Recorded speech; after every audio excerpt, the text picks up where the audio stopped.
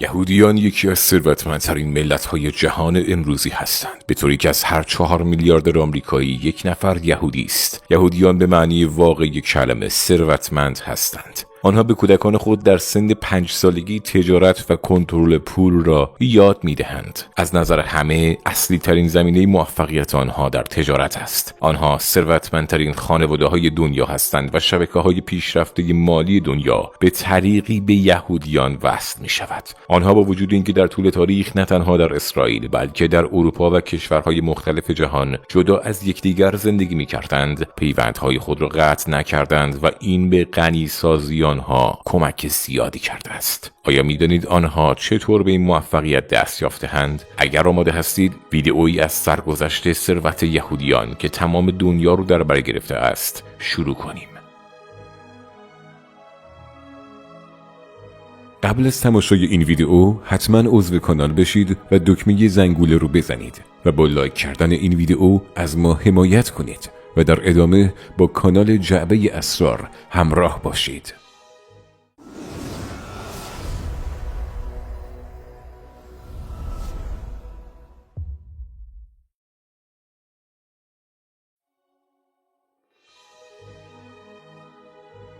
قبل از هر چیزی اول ببینید که چطور تراژدی هایی که یهودیان تجربه کرده اند تبدیل به ثروتی شگفت‌انگیز شده است. اولین دلیل ثروتمند بودن یهودیان در دنیا اعتقادات مذهبی آنهاست. بین سالهای 70 الی 60 بعد از میلاد در جنگ‌های بین یهودیان و رومیان، یهودیان بعد از شکست خوردن در این جنگ‌ها یا به مناطق مختلف امپراتوری روم تبعید شدند و یا به عنوان برده به آن مناطق برده شدند. همچنین در طول زمان تأسیس دولت‌های جدید اروپایی و تبدیل شدن دین مسیحیت به دین غالب سرآغاز روزهای سخت برای یهودیان بود. در واقع طبق کتاب انجیل یهودیان ظلم‌های زیادی به حضرت مسیح کرده بودند و اینکه حتی حضرت مسیح به خاطر فشارهای یهودیان به صلیب کشیده و کشته شده بود. این وضعیت باعث دشمنی مسیحیان با یهودیان و به حاشیه راندن آنها در بین اقوام اروپایی شد، به طوری که در سالهای قبل از قرون وسطا داشتن سرزمین، داشتن سواد، گذراندن دوره سربازی و همچنین داشتن عنوان سلطنتی برای یهودیان به طور قطع ممنوع شده بود. حتی در خیلی جاها ورود یهودیان به مرکز شهر نیز ممنوع شده بود. به خاطر چنین طرد شدنی یهودیان فقط حق فعالیت در چند کسب و کار از جمله صنایع دستی و پول نزول دادن و رباخواری را داشتند. با اینکه رباخواری در دین مسیحیت حرام بود، ولی در بین یهودیان امکان دادن بهره و ربا به غیر یهودیان امکان پذیر بود. در بخش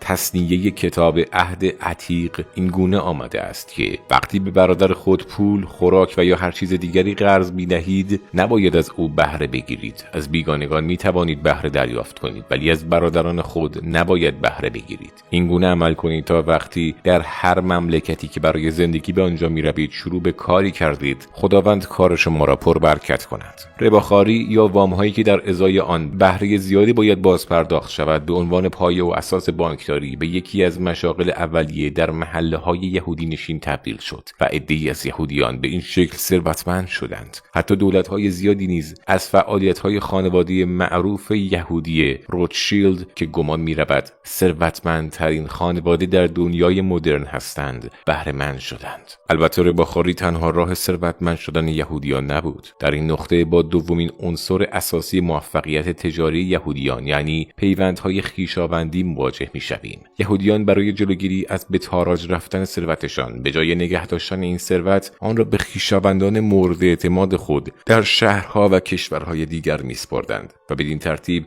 از خودشان محافظت می‌کردند. به همین خاطر یهودیان صدها سال در اموال غیر منقول سرمایه گذاری نکردند. فلسفهشان نیز این بود که برای فرار حاضر باش، روی چیزی سرمایه گذاری کن که سبک ولی گران قیمت باشه. با تکیه بر این فلسفه همه دارایی‌های خود را تبدیل به سرمایه‌های ارزشمندی چون طلا و نقره کردند. این سرمایه‌ها در همه جای دنیا ارزشمند بودند و در صورت تبعید نیز ثروتشان را از دست نمی‌دادند. همچنین چون تعدادشان کم بود بود و در همه جای اروپا پراکنده بودند با یکدیگر ارتباط تنگاتنگی داشتند، چون یهودیان فعالیت‌هایی که مسیحیان اجازه انجام آن را داشتند آنها اجازه انجام این کارها را نداشتند و می‌توانستند با همدیگر انجام دهند. به دور و بر خود نگاه کنید، حتما دوستانی را دیده اید که به خاطر پول به همدیگر حسادت می‌کنند. شاید خودتان نیز این قضیه را تجربه کرده اید. ولی برای یک شخص یهودی ثروتمند بودن دوستان و خویشان به اندازه ثروتمند بودن خودش مهم و ارزشمند است، چون از راه دیگری نمی‌توانند بقا پیدا کنند و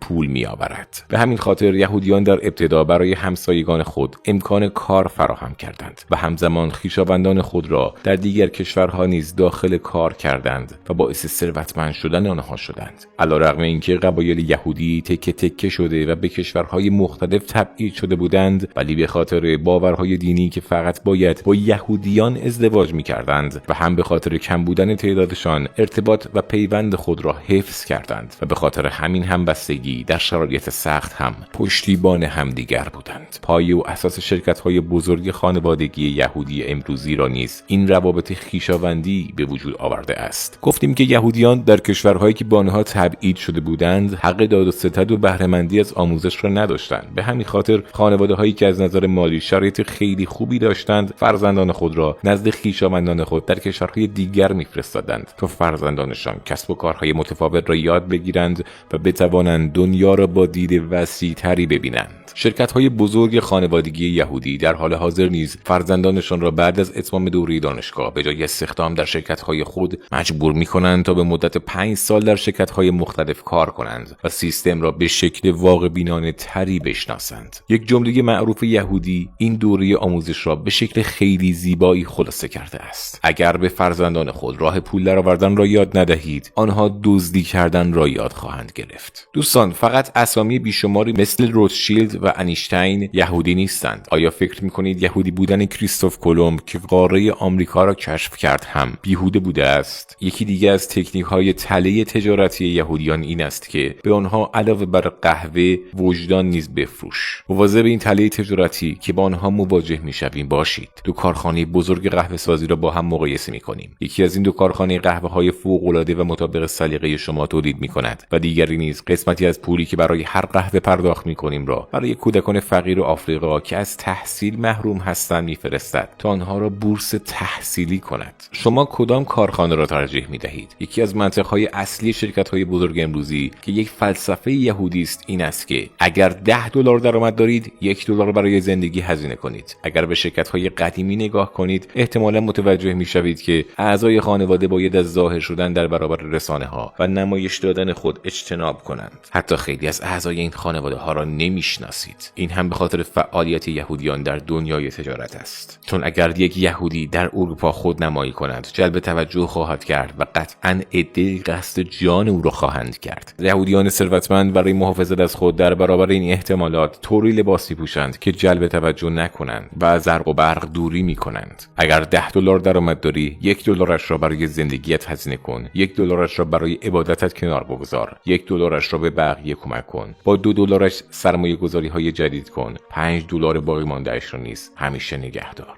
به این روش پول جمع کردن سیستم کوزه‌ای گفته می شود.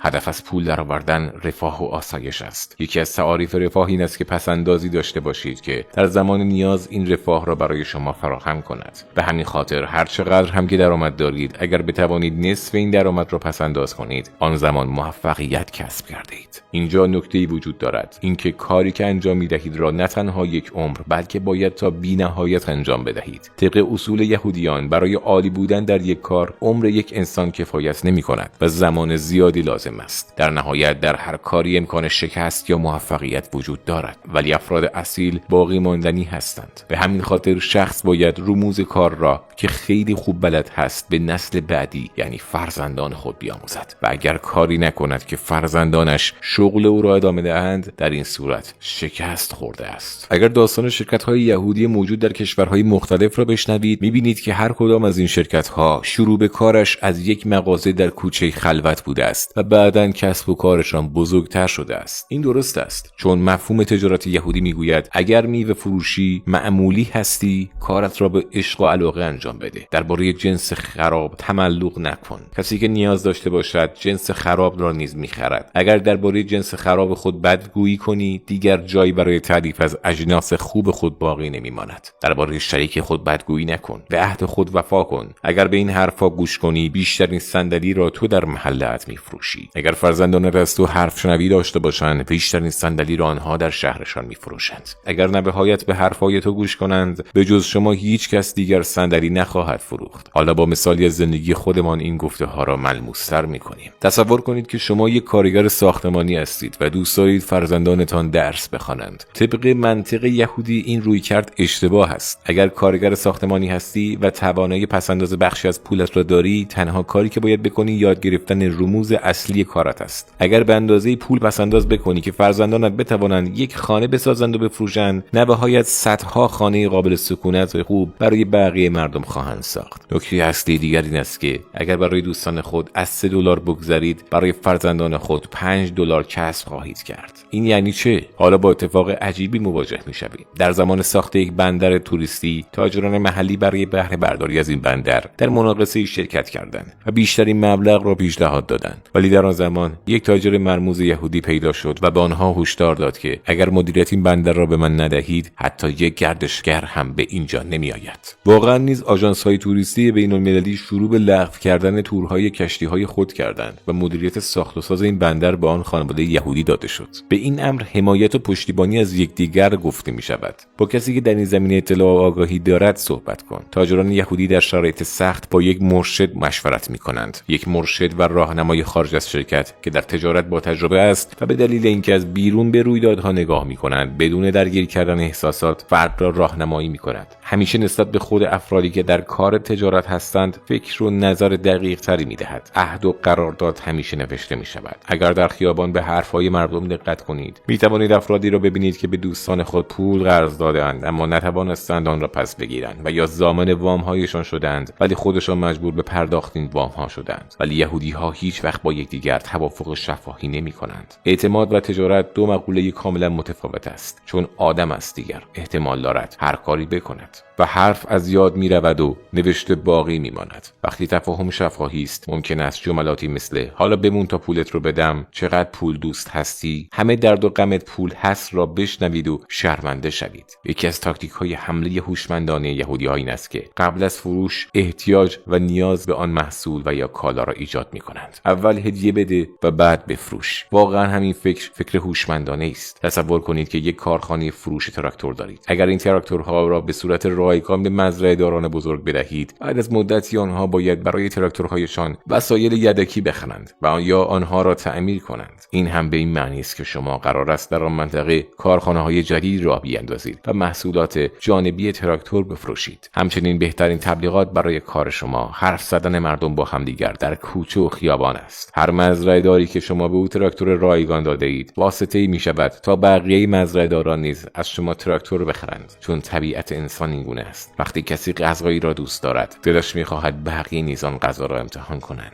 از خودتان بپرسید آیا واقعا اینطور هست یا نیست؟ الان حتما میگویید که همه یهودی‌ها که ثروتمند نیستند. قطعاً همه آنها ثروتمند نیستند، چون جوامع برای سراپا ماندن به هر صنف و قشری از مردم نیاز دارند. درست است، یهودیان فقیر نیز وجود دارند. یهودیانی هم هستند که در کاری که شروع می‌کنند شکست می‌خورند. ولی نکته قابل توجه این است که یهودیان با اینکه 2% از جمعیت دنیا را تشکیل می‌دهند، ولی 90 تا 100 برابر ظرفیت جمعیتشان موفقیت‌های تجاری کسب کردند. این واقعیت است که باید از یهودیان درس‌های اقتصادی زیادی بگیریم و معلوم است که یهودیان قرار است تا سالیان سال یکی از جوامع تأثیرگذار دنیا باشند. امیدوارم به همان اندازه‌ای که در زمینه تجارت عزم و اراده دارند، برای صلح بین‌المللی نیز تلاش کنند.